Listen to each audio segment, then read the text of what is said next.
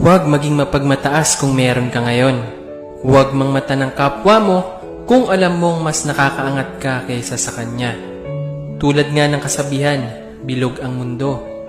Hindi pare-pareho ang ikot nito. Baka pagising mo, ikaw na ang minamata ng tao. At lahat ng pinagyayabang mo ay biglang maglaho sa'yo. Walang permanente sa mundo, tandaan mo. Kahit ikaw pa ang pinakamayaman, pag tinamaan ka ng sakit, lahat yan mawawala sa'yo. Ugaliing maging mapagkumbaba, meron ka man o wala. Kasi pag nawala ka sa mundo, lahat ng yaman mo maiiwan yan sa lupa. Ikaw lang ang mawawala. Pero yung kabutihang pinapakita mo sa kapwa mo, di yan mawawala. Bato-bato sa langit, ang tamaan, huwag magalit.